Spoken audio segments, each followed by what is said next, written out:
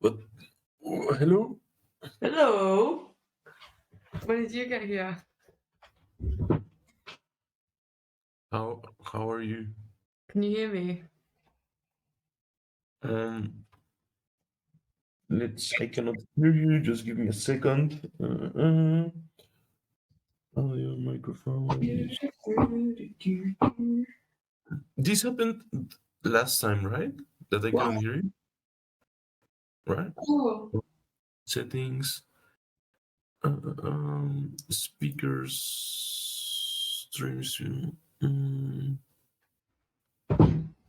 Uh, Say hello, hello. Hello, hello, hello, hello, hello, hello, hello. Hello, hello, hello. I Hello. see you talking, but I cannot hear you. Um, see. Oh my, I don't. Technology is quite the pickle. Nice, I hear you. Okay, yes. I'm gonna take a video for Sophie. A video. Want to say hello? Hello, Sophie. Hello. Oh, something's flashing. What the fuck? Oh my god, that's so crazy. Did you see the flash? Yeah, I think it always happens, but our eyes can't see it, right? Yeah, exactly. It's like because Emma just texted me on WhatsApp, so it's a notification. Mm, But what does it yeah. mean? That well, iPhones have that thing, right? When they get a notification, they flash and stuff. Yeah, but like I can't see it with my eyes. That's true. I don't know what's happening then. Oh, it's this thing here, like the Yeah. infrared. Is it infrared? No, it's not UV. I don't know. Anyway, hey Emilio. How are you, Ming? I'm good. Happy New Year. Happy New Year. Yeah. What's new? What have How? you been Sorry? up to? What have you been up to? You were ill recently, right? Yeah. Just recently, like the holidays, I spent them with my family. It was nice. And then I just came back. I've had quite the well. I I I don't know if there's a similar expression in English, but in Spanish it's called like achaques. That's like when you, for example, when someone always has like an injured knee or something, you could tell like, oh, that knee is achacada, right, or something. And a lot of achaques, a lot of things are things like I Bad don't know, like vibes. little things that you're ill or maybe your head hurt something. Yeah, So yeah, I've yeah. been ill and I went to the dentist and I'm actually like you cannot see it that much because of the angle, but I'm this part of my face is kind of like poof, like I don't know, Swollen. like yeah, but it's fine. It's not in. It doesn't hurt anymore. So yeah, so it's been that's been interesting. But other than that, it's been nice. Yeah, it's been a good year so far. How about you? Yeah, my year's been good. I was trying to find a flat in London Like we started Nice. searching maybe nearly 2 months ago now, Oh, and really? we put a deposit down on two flats, and they both didn't go through. It's really competitive because everyone's trying to move back into London after COVID. So everything's super expensive. Everyone's trying to fight for the good ones. So it's okay. I'm very lucky I can live with my parents for now. Um, and then I started my new job. I'm working Nice. in like, yeah, this really cool, really cool company. It's a production company, but I'm doing like, they also do some advertisement for big companies. So they're an advertising agency. So I've been doing that since the end of December, which has been really nice. I'm like, yeah, some parts of it is really good. Some parts of it, I just feel like I need to really work on myself in some ways. Like I'm managing two people, and usually, Oh, yeah, so like usually when I'm like being disorganized, it's fun, no responsibility. Now when I'm disorganized, three people are disorganized, and they nice. all, do you know what I mean? Like they all fucking hate me if I'm like just acting like I'm not there, that kind of stuff, being disorganized or just wasting time. I mean, no, not actually acting like they hate me, but I just feel like I've read enough business books on how to be a good manager in order to know that I haven't been a good manager. It happens. Yeah, because and well, I mean, a manager is like a completely new, like different skill, right? Because people say like, oh, for Mm. example, like your case, I'm good at marketing. Let's say, right? I'm going to So I've manage mentioned people. someone before, but like it's just different with different people. Like your That's true. skill is constantly developing. That's true. Yeah, but I'm sure you'll get the hang of it, and you'll be like, oh yeah, my team and I are like the most productive ones in the ed like thing. Yeah. Yeah, I like that. That's something to aim for. I think the people I'm managing now are like a bit more difficult than who I was managing before. Like someone I was Mhm. managing before, I would just tell her what to do, and then she would just like, okay, go do it. Like really diligent, really organized. But like these guys, they're kind of the same age as me. They don't respect me. I gotta respect me. I gotta earn their trust. I gotta earn their respect. So like, I'm just trying hard to be like the best that I can be for them. But everyone's super lovely. It's like a really nice company. And I'm really enjoying my time there. I've also started a consultancy course because Nice. I did like, do you ever do this where you're like, oh, how do I make my money work for me? Like, I know Yeah, you like do. That was a joke. I know wait, you wait, do. how can I make my money work when I'm sleeping and stuff? Yeah. Kind of. Yeah, I remember that article you wrote when we were in Texas. But yeah, and like consultancy is like I don't know what it is, but it just really fits the way that my brain is wired. Like I just have Mm. like some quirk of brain chemistry where I'm just very like business orientated. And I Yeah. think it's just all skills that like, if we didn't live in a capitalist society might mean I'm something else, but in this society it means I'm very business orientated. And those skills are like just being like really positive, like being like a natural born leader, like not to like toot my own horn, but like if something's not done right, I will say something about it. And like, but yeah, there's still like some stuff that I need to work on regarding leadership, like being organized. But like other things like making things improve, like doing projects, like all of these kind of things.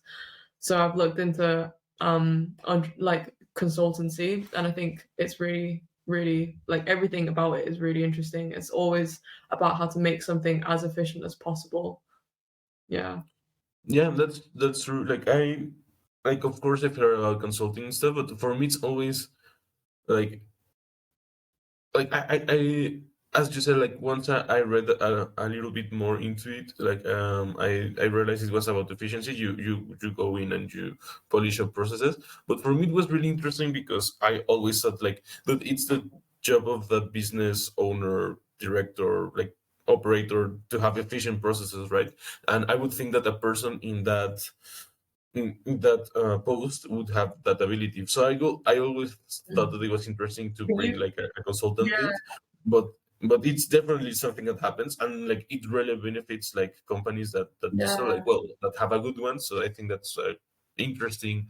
Um, thing or relationship between the business and the consultant. Yeah, yeah. Yeah, and because you studied business as well, like to you, a lot of businesses are common sense, right? Like now, when you think Mm, of like efficiency, that's like common sense. When you think of like Kaizen, lean, like those are all common sense. But for a lot of mm. people who haven't studied business but have businesses, it's not common sense. And like, Well, yeah. Well, yeah, but would you consult those type of businesses? Because I would actually think that those, like the people that run a business that like didn't read literature about business wouldn't think about a consultant. That's my impression. Like here in Mexico, if you go to like the corner store that sells like that just sell like cookies and stuff and chips, and like they wouldn't even think of a consultant, right? yeah, Every time I think of a consultant, I think of like a big company, right? So I mhm. don't know. Yeah, no, for sure. And like, so the main kind of reasons why big companies would get consultants in is because they're objective. So they haven't been in the business, like, so they don't have any attachment to it. And then it's also because like they're really organized and they can kind of like come in and like clear-headedly see what's going on in order to um, sort things out. And then third is just having the time, because sometimes managers don't have time to like, sort through all of this, Mhm. especially if like the business model isn't like, something that is consistently improving itself. Because that saying like 80% of what you do as a manager should be to improve the business and see what other things are going. 20% should be for operations. Most businesses nowadays run on like 20% innovation and 80% operation. Yeah, So like, yeah, managers don't always like do that, CEOs don't always do that. So that's one place that's where, yeah, consultants come in. That's so yeah. So in essence, it's kind of like you are hiring like an employee, but it's like an external one that is Mm, like really good at optimizing your processes. And you're like, I'm operating. I don't have time to worry about this. Like there's day-to-day stuff I have to. There are fires everywhere that I have to put out. Like you exactly. come in, you tell us how to improve the process. We will pay you a lot, and then we will Mhm. part ways, and we will be happy. How about that? And they're like, okay, Yeah, that's what I want to do. perfect. Yeah, Yeah, that sounds great. Yeah. No. I think it sounds like a really high stress job, but I'm just ready for some stress after my year of doing fuck all. So Yeah. it's like, yeah, and Yeah, like what you said about the corner shop. I actually went into a furniture shop yesterday, and because it was like a beautiful, like amazing, really, really posh furniture shop, all the sofas were like thousands of pounds, and then like the outside of it was like a glass window, like 2 floors of glass windows, like, oh, nice. and like a really beautiful like art deco shape or whatever, and you Yes. go Okay. into it and like everywhere it just says sale, and so I'm like, so clearly your business isn't working out, first of all. My town is like very retirement town, so lots of old people live here, so I'm sure they have lots of money, they like value quality. But like, how many people are buying furniture? Like you buy, you, Once in a lifetime, kinda. Yeah. yeah, exactly. So I was like, I wonder when I finish my course, should I go in there and like offer them a free consultancy just as like my own case study? Could be that could be like a really like yeah. That I think that would be like really beneficially for you and the business, because like Mm. you obviously like you get on the field experience and you run into the head like. And obviously they will benefit. Have you read Common Cog? That it's like a blog of Cedric. It's written by Cedric, and I forget his last name. Have you heard about him or read about? He's the Common Cog.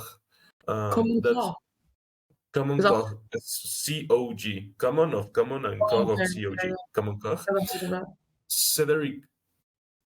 I forget his last name, but the like he's the absolute best when he comes to like business stuff. He I would strongly recommend that you read his stuff, because like most business stuff and writing in general are kind of like fluff pieces. Like they maybe they don't really or maybe they tell you what to do but not how to do it. No, like this dude goes like straight Yeah. to the point and like actually gives you the framework to understand. Like for something that he says a lot is that like for expertise and to develop for example, in your case, you want to develop expertise in your domain, right? You're going to be like a really good consultant. Like there are like different ways to go about it. There are like the naturalistic decision making. That's like a whole like research field in science that goes into that stuff and see how can we extract like the tacit models that experts have in their heads. But also like, and it's really interesting, and I just thought about it when you said it, because one of the things it's like he says is that, like, for example, most people when they focus on like becoming better are like, I don't know, like they they think in first principles or deliberate practice and stuff, but he debunks that in the sense that, for example, the deliberate practice only works in like really specific certain domains Yeah. when you know the best practices. Like, I don't know, like in certain sports and stuff. Like if you're like a knowledge worker, like deliberate practice doesn't apply. But there's another thing he talks about that does. And for example, what I really love is that what differentiates like a novice from an expert is the amount of cases they have gone through or they understand. And what do they mean by that is that, for example, people say that to understand a concept, or the first principles of an idea, that's like where the power lies. But he says like, no, like for especially in business, like each instance of the case is different from the other, right? So if you have gone through a lot of instances of a lot of examples, let's say, like your mind automatically can pattern match, and you can come up with something that's valuable, that's like an idea that actually works, right? So if you want to be like a really good consultant, you go to this shop, and that would be actually your first real in life experience of like a case study of how Mm. it works to be a consultant in a really specific case, right? Like in a shop in this town where most people are retired of It's like kind of furniture. like a textbook example. Yeah. So it's going to be really interesting, because you will have this experience that will be, for example, widely different that if you go to consult in a tech startup or you go Mm. to consult in a restaurant, right? And that tapestry of like experiences, of cases in your head, actually will allows you to build up to be like the best consultant or whatever case maybe, so I think that's really, I really love his writing. I would highly recommend it. Yeah. Do you have any specific recommendations? Like, I'm on his website now. Is there like one that you think is really good? Yeah, there are like about, like, for example, one thing he writes about that for me like completely changes how you think about it. Stuff is like tacit knowledge. I will try to look for the article, How because do I like tacit, yeah. how do I even like know where to start with this? Is so I'm seeing like, oh wait, no, that's hilarious. On the website, it literally says start here. Um, Yeah, there's also like oh my god, it you literally has a list of his best content. yeah, he's top notch. He just And wrote yeah, one he goes. line, what a legend. Yeah, I love like people who like cut through the bullshit. I feel like businesses make money on bullshit. Like our society Yeah. functions on bullshit, right? Like Wall Street exists because of bullshit. Everything is a self-fulfilling prophecy because of bullshit.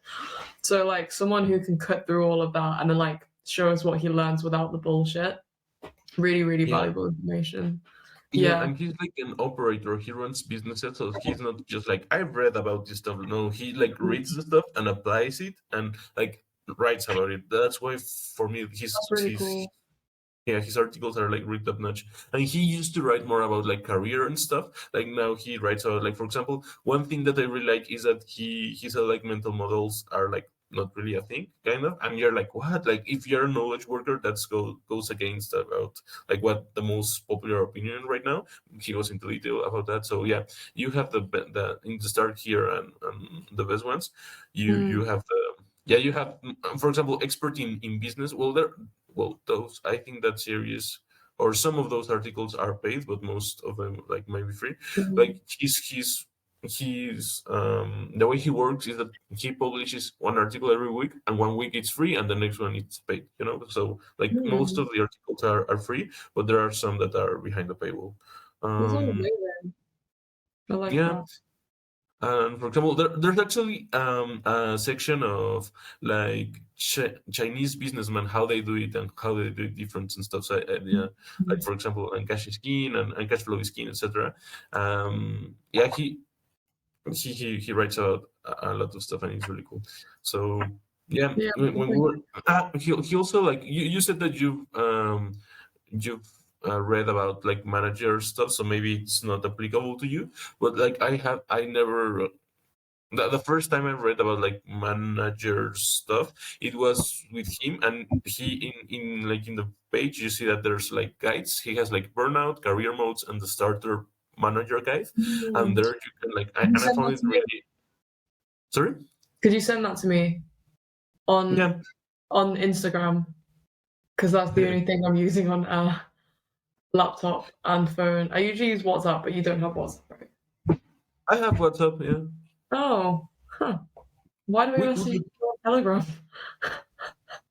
because I never well use Telegram. I only use Telegram because I thought that you don't have WhatsApp.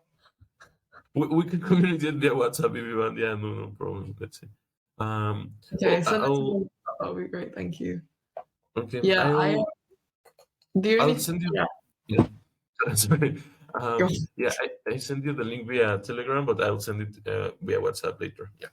Mm. Yeah, the with the furniture shop, kind of what you said about like what was it called? Like first degree or first practice? Oh, like first principles, you said? What is a first principle? Oh, okay. Like for example, when someone explains you something, like for example, it could be anything. Like if they explain you like a math equation, or they explain you how to run a restaurant, right? They tell you kind of like a recipe, you know, like you will put if Oh, you're a that's the first restaurant principle. you well no but first like the recipe, the first principle is what's underneath the recipe is the why, right? For example, they will tell you like do things X, Y, and Z, and you're like, why should you do it? Because of these reasons, and those are the first principles, right? So for Oh, example, you would say like a best okay. practice in business is I don't know, like for example treating your customer right, but that's just like something you do. Like what's the first principle of that? It would be like I don't know, like having a good relationship with the Yeah, customer like will be, retaining yeah, customers means yeah, that you or get something like that. more And like yeah, it's and I'm quite applying this a business concept. for someone Yeah. to walk through the door. So if they walk through the door once, it's easier for them to keep on coming back than it is for you to get new people or something like Yeah, this. Your first and for principle. example, I think this concept like applies like more like in a kind of like well, it's applied in like in physics and stuff. Like for example, well, I don't particular I don't like him in particular, but I've heard like about Elon Musk talking about first principles. Like if you know like physics stuff, like you might know like how to construct equation, but like or Richard Feynman, like you have to when you have like this deep like intuition of how why these things works because of first principles, then Mm. So they're kind of like basically, the absolute foundations. yeah, kind of they're like the strongest suppositions that you can form, that you can build everything on top of. So if you have, for example, in physics, you have really strong first principles, you can extrapolate from that everything you like you may not know a certain equation, but because you have first principles you can reach you can eventually like reach that equation, you know, kind of. Yeah, I really love that.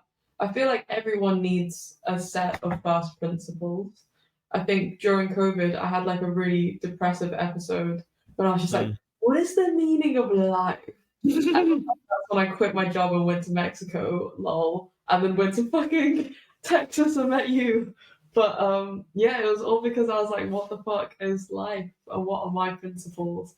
And I think I figured it out, like my meaning of life anyway, and like that's written down somewhere.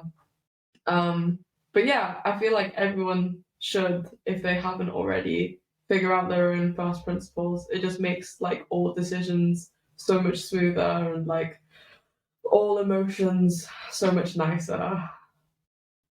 Do you have Yeah. first principles? Do I have first principles? I think I do because, like, for example, when, as you say, like, when you start asking questions, like, you either run into a wall that you cannot go any further, that you cannot answer anything, or you run into a void, right? There's nothing there. So, like, both are scary and present different things. But, like, you yeah, you basically, like, for example, what's the meaning of life, and you ask yourself until you get to a point like this this thing I came up with cannot be, like, reduced any further. So Mm. that's When what you we, take as a basis point, like a foundation yeah, to start building your other, like, suppositions. If you arrive that, I don't know, like, people are the meaning of life, yeah, and because you question yourself and you cannot go any further, you're like, that's the basis from where all my questions or viewpoints, like, come from. Then you yeah. will have, like, a solid foundation, and you can, or if you go, like, work or art or love or whatever, Yeah, wait, and I think, yeah. is this, but have you got like your set of principles? um yeah, like, I don't know if I could, um uh, like, enunciate them, but I definitely have them. Mm. But the Can I tell you one they of mine? yeah, Can yeah. I tell you one of mine? Okay, so this Please. is something, it's like my first principle on success. It's been something that I've like thought about so much because like success is defined differently by everyone. And that's kind of like the hardest part of the question, right? So Yeah. then within like my first principle, it has to be relevant for everyone. It can't be like, you must study maths as like because like if you're a fucking artist, you don't need to study maths. Or like if you live in a fucking jungle, you don't need to study maths. So Yeah. my first principle of success is whatever it takes for you to carry on doing the thing, that is what's going to make you successful. For example, you're with a friend and this friend is really like influential in like the music industry. You're a musician, you really want to like use their friendship in order to propel yourself forwards, but this friend is a really horrible person and then they're mean to you and they like kind of push you down. Then Mm, you have to ask yourself, like, back to your friend's first principle, this friend, even though they might have the contacts, they're putting you on their Instagram stories, they're getting you that exposure. mm, They're like, are you really going to carry on doing music if they're putting you down all the time? So that's the first principle in this example, because whatever is making you carry on doing the thing, you've got to carry on more of mhm, that.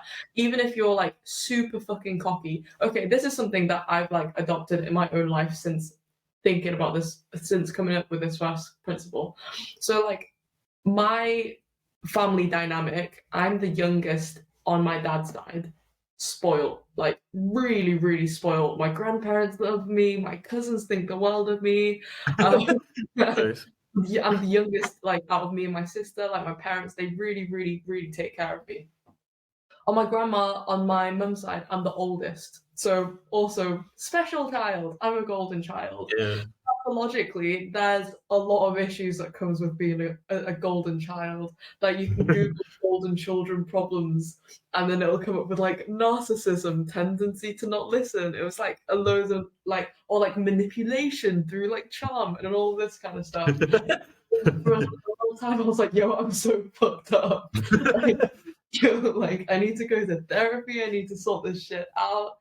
And then Mm, yeah, like I did start going to therapy and I was just like, and then I ended up going to Mexico. And then my ex, who was the person who made me question how much of a narcissist I am and like how much of a mm. golden child, all my privileges, we broke up. I mean, she breakup was a light term. And then for the sake of being civil, we broke up. And then also for the sake of saving my face, we broke up. And they like made me really question all of these things. Now Mm, they're out of this picture, I stopped questioning them. I was like, wait, hang on a minute, why were they trying to change me all this time? mm, So then I went back to my first principle, which was which one of these things is going to make me carry on? Am I going to carry on going towards my vision of success, and that's like, you know, money to help. Like I want money, like I want wealth, like in order to help people. Like I always want to Yeah. help people as my primary like goal, even if it's Hmm. an ego thing, whatever. Like I don't really know, I don't Yeah. really care. But, like I just Yeah. want to like do as much good as I can. Um and like I don't need my face on it or anything like that, but money is a good way to do that. So with that in mind, being a golden child, does that like make sense for me to stay being a golden child and reach this goal, or not being a golden child and reaching this goal? The answer is being a golden child, bro. Like 99% of fucking millionaires are fucking narcissists. Like, like if anything, I should try and be more like psychopathic, sociopathic, right? So I yeah. just like I think like I just I don't know when you're like in a little video or something. I just heard a voice in my head, and Ming learned the wrong lesson, right? And he was just like, and he was, You got it and she's like, all so I wrong. should double down on what not on winners. And I was like, Oh shit, I misunderstood life. yeah, And in but that moment, Emilio knows she fucked up. yeah, yeah, but I get you. Like it does make sense, but I don't know. That's what popped into my head. Yeah. I mean, yeah, it's like first, that's like one of my first principles, but like, you know, you can have two first principles that kind of like, you know, might be Mm, friction, right? yeah. Because another one of my principles is like to always be as kind as possible. So like being Oh, narcissistic, being like a golden child, there are some traits in there that like aren't very kind. So then it's mhm, like finding a balance, and a lot of that comes from like game theory. So it's like, would you rather like, you know, hurt one person or like 10 people, but if you hurt one person, that's directly, you know? So kind of like mhm, yeah. I mean, this is such like a bad example, but kind of like you know that Dan Brown book, the one that's kind of similar to like what happened with COVID, people thinking it's like gonna just kill half the planet and like it's a man-made virus in order to kill people so that we could make the planet survive longer. In my head, I'm like, good. Like, you know what I mean? Like, Yeah, because we don't need more people. Yeah, but that's like the long term goal. I mean, I disagree with that whole thing. I think in yeah. reality, like we don't need to worry about overpopulation or underpopulation. Like it's all like nature regulates that because, you know, once you have a more advanced culture, they start like educating girls more, and then therefore the population growth decreases. Like girls start having less babies, that kind of stuff, right? So like we Yeah. don't need to worry about overpopulation. We just need to worry about education, which like as you see societies progress, everyone always goes to more and more progression, unless there's like a breakdown of society, which like might happen. But as like trajectory from where we are now going forwards, I think we're all right for population. Elon Musk says that we have a problem of underpopulation. Have you heard this? Yeah, yeah, it was a really interesting spin on it because yeah, the problem is that we don't have enough humans, and I like, and I think the arguments of like overpopulation and underpopulation, I think the ones that I have not delved into this like deeper, so I don't have like a strong position or anything. I don't have a strong opinion, but I think like underpopulation makes more sense in like if you're thinking like overpopulation, like resources are gonna run out. You're like okay, like if you look at the data, we produce enough food to feed like 10 billion people. Like Mm, food wise, at least we are fine, right? Like we have a problem of distribution, like why does Africa, like people in Africa or here in Mexico like still starve? Like it's because the resources are not distributed in like the best way possible. Like in the US there's this culture of like dumpster diving and stuff, you know, like they throw away perfectly good food into the trash, just like that's a thing and stuff. So like we have like enough resources to like feed like 10 billion people. So that's, mm. and we just crossed the milestone of being 8, and I think projections say that we will be around like 10 11 Yeah, 11 I saw billion that. people. I saw somewhere like a projection for like the maximum capacity of Mm, like if the current social trends carry on. So, for example, what I said about women being educated and therefore having less kids, if all of these things stay constant, and like more people grow, more people get educated, then we're going to have a cap just below 10 billion. So, we're never going to reach more than 10 billion. Yeah, exactly. So, like for example, for our resources standpoint, like specifically talking about food, and there are caveats, right? Because we have only been able to reach those higher levels of production of 10 billion because we use like fertilizers that use minerals that are non-renewable. So eventually may won't like we won't have like it's a potential future when our crops are not as efficient anymore because we don't have like it's a kind of like a booster, right? Because it's a non-renewable resource that we use to fertilize crops and they grow like twice as much. Like for example, one friend from my dad, he knows about camping, like well camping about seeds and like and cultivation, and he sells seeds, so he knows about this. And like Yes. one person had like Keep him sorry. around. He would be great in an apocalypse. Keep him around. Yeah, he's really cool. He's a Is this the really nice mushroom person. man? Hmm? Is this the mushroom man? The what? Sorry, Mushroom. Mystery Man, No, mushroom. Mushroom. Ah no, he's another guy. Yeah, yeah. Okay, yeah, yeah. And like something that's just like wild. Like for example, one uncle has like he has like crap. I'm running out of like words. There, like an acre or something of like planted um I don't know if it was corn or it was wheat or something, and he was producing like 900 tons a year or something, and you're like, oh, that's a lot. But he called like this guy, and he was like, no, that's like very little compared to nowadays. Like a normal production is around like 1800, like double the amount. And it's and my limited understanding, because I've read about the subject but just a little bit, it's that the main jump, like of course we have like transgenic food that like resists the weather better and stuff, so that's a factor.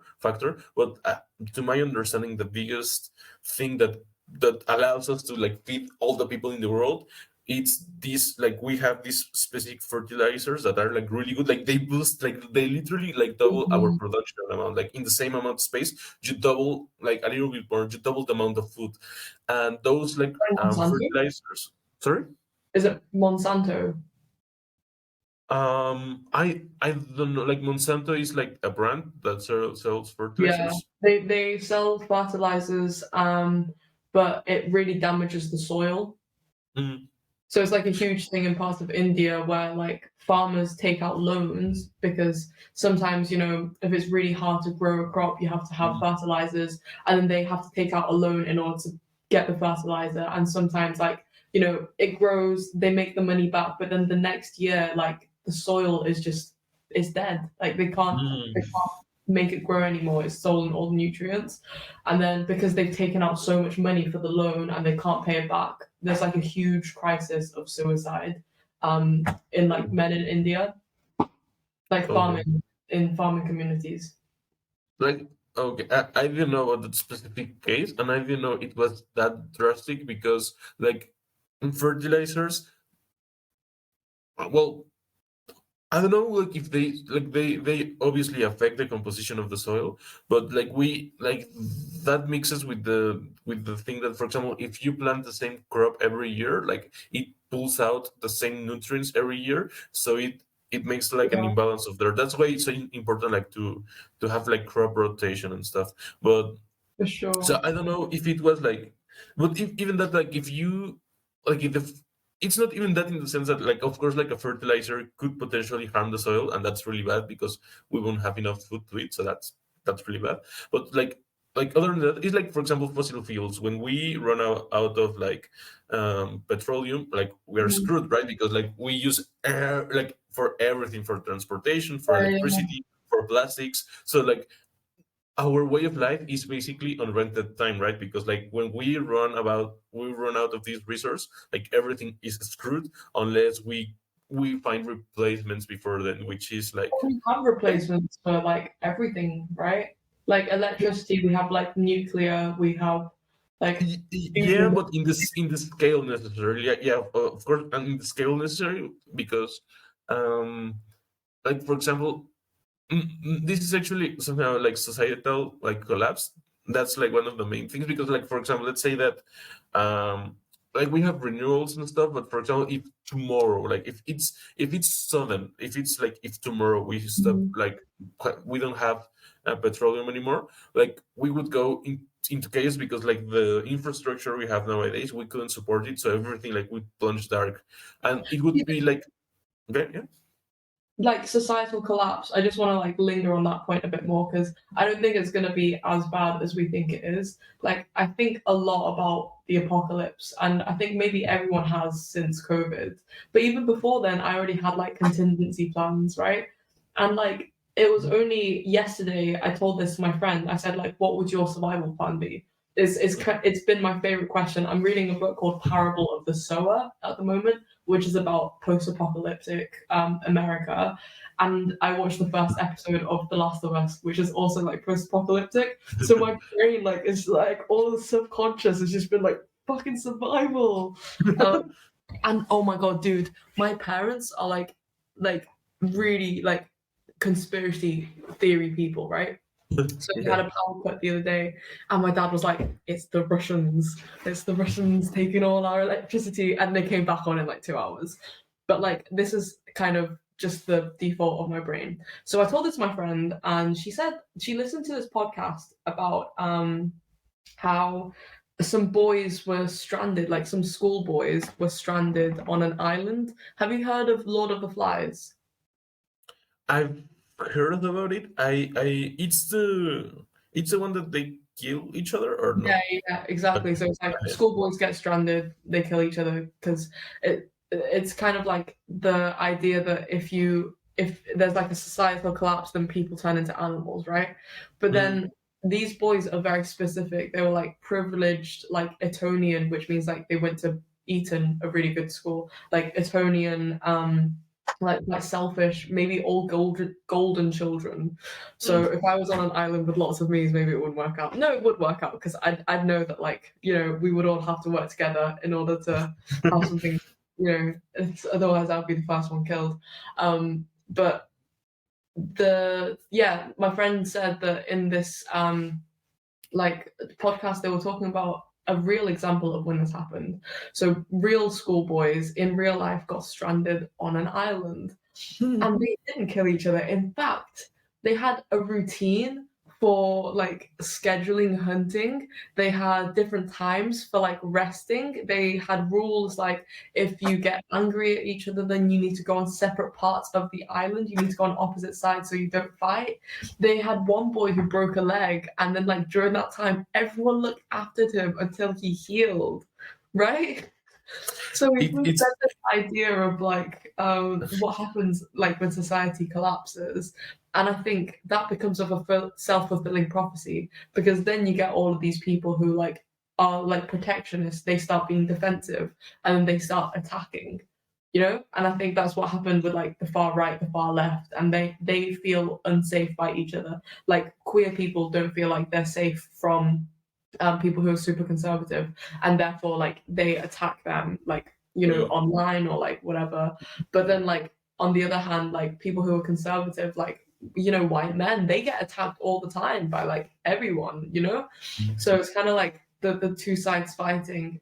It's all a self-fulfilling prophecy. In reality, when this happens, I don't think it'll be as bad as it seems like, because when you're in real life and you have like the people around you, you understand each other more than just 2D characters. Do you see what I mean?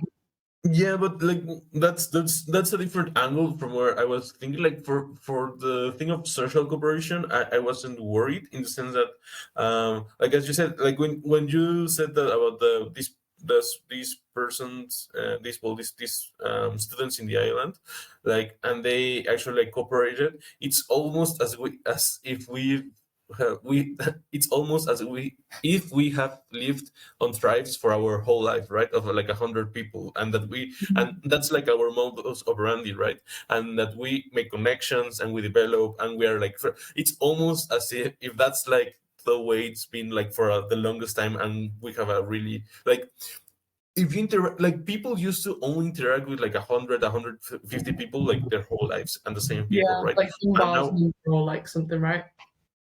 sorry, Dunbar's the uh, once Dunbar. more.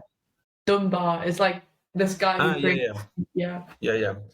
So kind of like that, you know. So it's and well, nowadays society is constructed in such a way that we don't really have that. So like for the social aspect, I would agree. Like most, like we're not going to kill each other and stuff. Like at least not majority wise.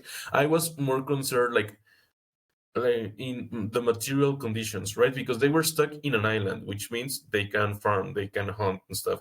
And Mhm. if you're stuck in the city, like you're not going to be able to eat concrete, right? So like you either have to go like to another place, to another like forest or something, and Mhm. like but you don't like you have never like help, you don't have a bow, you don't have like maybe a knife, but you don't know where to look and which plants are poisonous and which are like the material conditions um are so radically different that that would be like my main concern, like that would be like my main concern.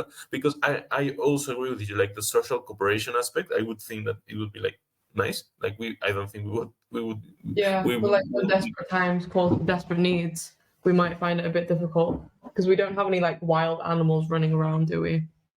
Yeah, so that would be my main concern. That there's like I see our way of living as all or nothing. Like if you go to your supermarket and buy food, and if there's no food in the supermarket, like you starve to death. There's like no other alternative. Like you don't like maybe if you're fortunate enough to have like a really big garden in your house, you can sustain yourself kinda, but that's also like not compatible nowadays because that takes a lot of time. So and if you have to work, like you cannot really have like that big of a garden. So like it's like for example some like animals that are in captivity and they are released into the wild, like they die because they don't know what to do. Like i would I would see ourselves being kind of the same way, like we go to the supermarket and buy food and then like that doesn't exist anymore, and we're just like we're not even in a forest, we're just like in a big concrete city, the lights out, there's no electricity.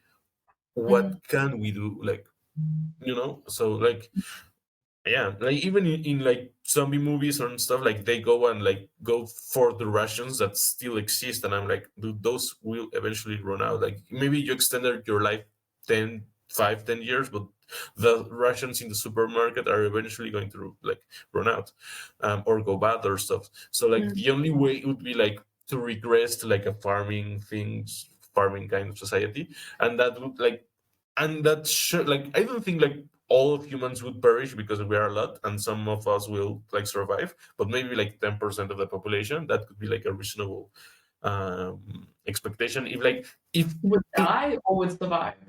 would survive, I think. You in think like 10% would survive? in like an immediate like apocalypse, like tomorrow there's no electricity, like if tomorrow there's no electricity, Like a like solar flare. Isn't that so crazy? Like solar flares are so common and like it's such a mad coincidence statistically that we haven't hit a solar flare yet. that's a really good point, like well Well, I don't know.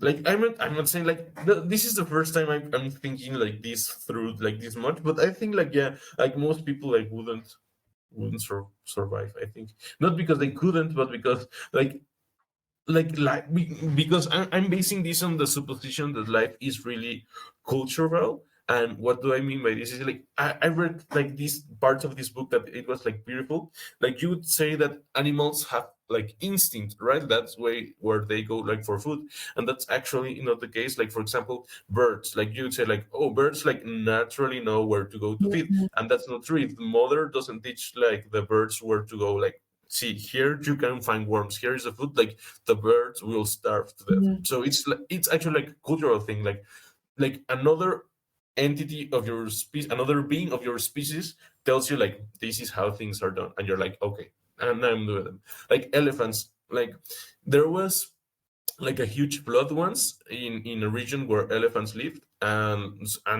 a lot of them were killed and stuff, and that happened. And then years later, the families that had an old member that remember what did Oh, happen in the flood, when the flood came back, were like twice as likely to survive, you know. So it's like even in animals, like the cultural aspect of exchanging information is so huge. So like right now we don't, that as humans we are kind of like removed from that. Like we don't have anyone to teach us how to use like a bow, or like how to hunt, or how to like which berries to put down. And we were like, we can figure it out, like of course, like the first humans figure it out, but like that's such like a strong component to surviving, like teaching you these cultural things. And like if like in a relatively sudden society collapse, like we don't have this knowledge of living this alternative like old lifestyle. So I think that would be like the biggest hurdle to mm. overcome, to actually be being able to survive in a day-to-day basis. Yeah. I mean, we're awful at like everything that could help us survive, you know, like all of the Yeah. things that would make us survive. Like, if we were talking about planting things before, there are like versions of agriculture where they specifically plant vegetables that like complement each other. So this one takes out too Yeah. much of this nutrients, this one puts out this nutrients, blah blah blah. Yeah. Yeah. You put them side by side. You've got like hydroponics, which is like a method of planting things with like minimal water. You can like heat your house based on like what's it called? Like some kind of composting machine, and then it like just generates loads of heat Mm, because of the way that like the chemicals react. And that's very then cool. you've got like like water. You could like harvest the water like from rain and filter it through from your pipe. Do you know what I mean? Like there's so much of nature Yeah. that could be renewable, but why don't we do it more renewably? Because capitalism, which is what rules everything. So it's like Yeah. why would I not be a golden child when like golden children like are the ones who are eventually gonna be the one that benefits from this world as it is. Like I fucking hate it. And like I would love to live in a society where we don't have this. My ideal, bro, I'm not even joking. If you want to build a house or like if like I would happily go to Mexico, buy a plot of land, and then just like build a community, build a house, not a Very cult, cool. just like a community, but not one where we have like the same ideology, just one where we have like, you know, pipes that like filter water to make it drinkable. So yeah, and like Yeah. in terms of humans and their instincts, I mean, fucking social media, man. Like, people are on their phones all the time. We have no instincts. Birds know when to fucking fly. They know where to fucking fly. And, like, humans need signs to tell us to watch our head, to watch our step. Like, fucking right here, and we won't even know. You know? Well, in our defense, like when we walk the Don't street, defend like us. highs are like a really like they are not the thing in nature, right? Like we don't really have like like if we see a tiger, like we're going to run. If we see a car, like well, this could be like a whole new other conversation. But if you've never seen a car, like you cannot even like begin to conceptualize what it is. It's like a really weird thing. But yeah, I think, like I get you, but I get you. Yeah. but it's like your brain space. It's like where your intentions are. Here's my another first principle of mine, like intentions, like where your intentions are is where you will go. So like if your intentions are on your phone, you're gonna walk into something. Like of course you are. You know, like that's Yeah. just like common sense. But like unless you know you have a sign or like you're constantly looking up, that kind of stuff. But if your brain is wired to prioritize this, like your whole body is gonna go towards this. So Yeah. That's yeah, true. and And yeah, so if we were all in an apocalypse, maybe we'll start getting some of our natural instincts back. Because the reason we've like lost it, I don't think it's just because we haven't had people teaching us. Because people are all around us. It doesn't take someone older to teach us. Like everyone has a network of like yeah, yeah. knowledge, even more so nowadays than ever before because we've had the internet. So like yeah, we don't need like intergenerational teachings. We just need like interconnection teachings. So we take away the phone, and then like suddenly everyone needs to start collaborating, talking to each other, finding solutions. Because if we know we all die, or at least like 90% of us die, and you know that like your auntie or your grandma who you love very much, they're not going to survive the apocalypse. So even if you're 10% that who would, then you need to work with this guy who knows how to make cigarettes in order to collaborate. Which leads me on to my next question though. What would you do in an apocalypse? This is my favorite question recently. What would I do in apocalypse? Um, I would probably find Contextually, what do you think is the cause of it? And then we can talk about like what you would do. what is the cause of it. I think like when you mentioned solar flare, I was like, okay, that's a good one. But I think it's going to be like more. It's going. It's I don't think it's going to be so like societally based. It's going to be like based of resources. Like for example, like something as like easy as fuel, right? Like we could prevent it. I think we're kind of maybe in track to prevent it, but I think that would be like one of the biggest risks. Like if fuel like stops being a thing, like it's all or nothing. All our infrastructures like suddenly like are dead weight. Like they don't mean they don't work anymore. But the thing is that it's incompatible with another way of living that doesn't need them, right? So we would go through in a chaos. So I think what would have caused the apocalypse, the that we run out of fuel, that of petroleum. Of I think that would be like the main cause of the well, that most likely cause of an apocalypse right now. I think. Um, Just like suddenly one day, like an alien comes and they press a button, and then we just run out of fuel. Like that's your apocalypse scenario. Well, not even that. Like, for example, they're projected like to have peak extraction oil in like 10 years or something, and from there it's going to decrease. So, like, we have technologies to kind of replace that, but if that technologies don't match up, Mm.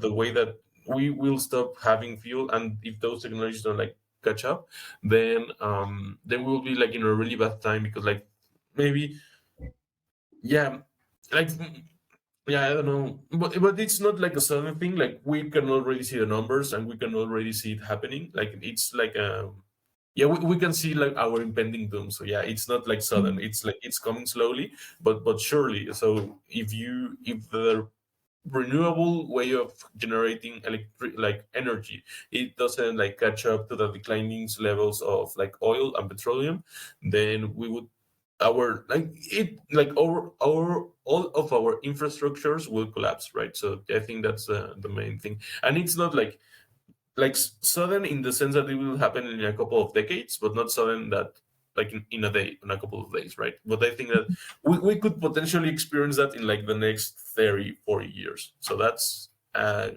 thing to Seems look like forward to. Dubai are already like preparing for that. Like that's why they're getting loads of influencers in. They're like, they have really relaxed tax laws. Like people don't fucking pay tax in Dubai. And like the reason for all of that is because they want to really build up the economy for like tourism, for like businesses and that kind of stuff, in order for them to carry on making loads of money after they've run out of fuel money. Because yeah, like you said, it's like a depleting sort of resource. Yeah, and what would I do in an apocalypse?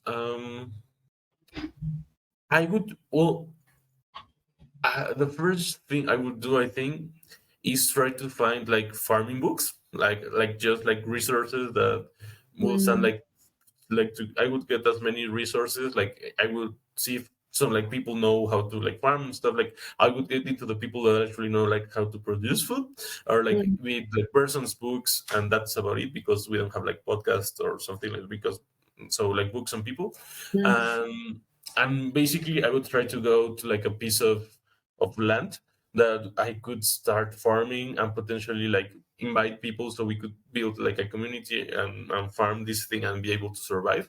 I think that would be my idea. Like it would be hard, like all these steps are not easy or anything, but I think that's what I would do. I would try to collect as much knowledge about like Mm. farming and all of these like of food production, and and then yeah, try to build a community based like That's difficult. around like, hmm? I think that's difficult because if you go into that community and you have loads of food, other people are gonna come and like, attack you, right?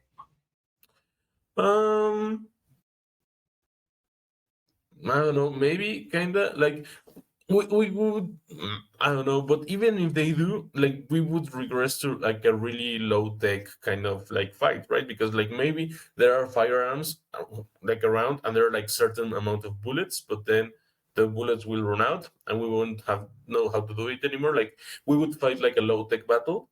So that's like if you build like a really high wall, that may be enough, like for most people. So I don't know. Yeah. That's so true. Oh my god, I love that. Whenever I think of the apocalypse, I think about like, getting shot or zombies. Realistically, we're not gonna get shot because bullets are really valuable resources and zombies are not likely. Yeah, I think that's a pretty good one then. Okay, so you go on this farm, you build a community. I feel like maybe that's just like as standard as it gets. I think I would do like before the apocalypse even happens, I'm planning to like I really want to like learn how to communicate. So everything from Morse code to sign language to like using radios and like fixing broken radios or like knowing how to Mm, make radios like fix a signal, that kind of stuff, like learning all of these kind of things, like learning what's it called? Like encryption, all of these things. Because if you have that, then that's knowledge that's in your head and people need you for. Because like, like yeah.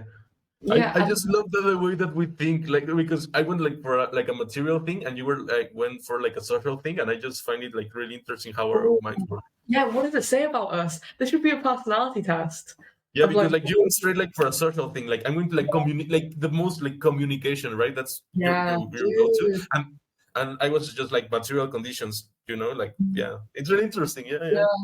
yeah. I mean, you're less evolved than me, bro. Mm, I think Okay. like we could material. Well, No, okay, go it on. means I've been watching too much Last of Me. So, Last of Us. So, in the first episode of Last of Us, there's a man with like the radio, and like there's queues and queues of people waiting to, ask him to send a message or Mm, like receiving messages and that kind of stuff. And like wherever you go, whenever the time is, you're always going to have people that you want to communicate with. So if there's someone who's going to be there with the resources to do that, not only are the resources valuable, but this person is valuable. Without him or without her or without them, you wouldn't know how to use this, right? So if you don't know how to use it, you can't kill this man or woman or person. yeah. Also, like, see, I don't like I want wish. to What? protect you. I want, Yeah, yeah, because then other people would protect you. Like other people would like bring you gifts. Other people and would you bring you food. and you see the difference. Like I went and I was thinking like, yeah, like community, and you're like, fuck it. I want to be special so I don't get killed. Like, that's my plan, bro. Like I'm going to be so valuable that they can't kill me. No. Well, I mean, like, yeah, obviously it's like a valuable resource as well, but the thing at the moment, like, you're in an apocalypse, survival is the most important thing. And like, I think most people would want to go like farming, most people would think about farming. Everyone Yeah. like whereas like the niche, it's like a more niche kind of skill to be like, someone who does radios. Yeah, no, no. I think that's a good strategy plan. Feel more I valuable. always go to resources because for me it's kind of like there have to be resources, there has to be like a radio, there has to be food for communication to be like valuable. If Yeah, you yeah. don't have a radio, if you don't have like crops, like it doesn't matter, right? So I'll go plant the food, and you will be able to operate radios, and we'll have Yeah. like a nice peaceful society. Perfect. And we need some kids to like ride on the bikes to generate the electricity for the radios. So there's like plenty of skills to go around. My friend Kez, she's the one who told me about the boys on the island. She said something really beautiful that I really liked about the apocalypse. She said, like, in an apocalypse, it doesn't matter what kind of a person you are, what kind of skill you have, all of those skills will be really important.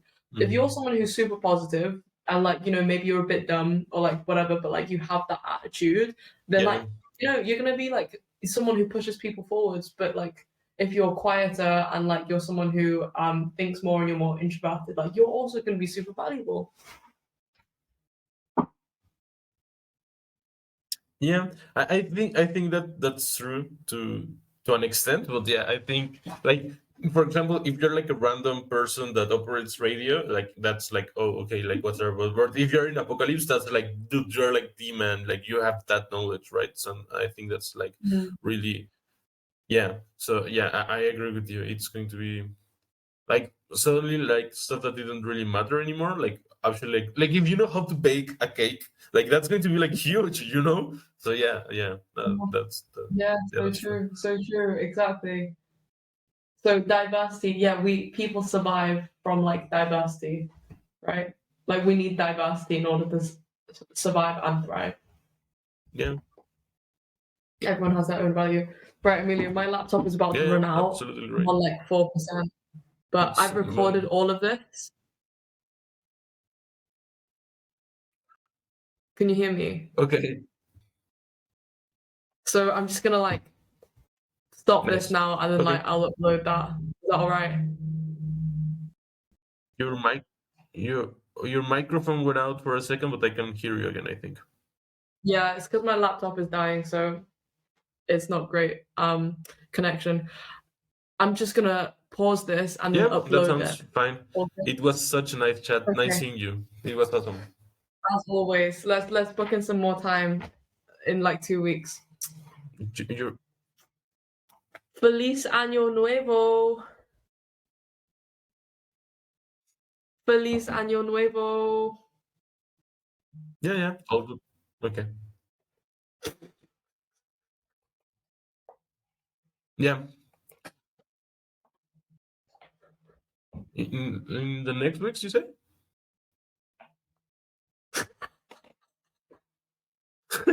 Thank you. Happy New Year. Gracias, gracias. Feliz Año Nuevo.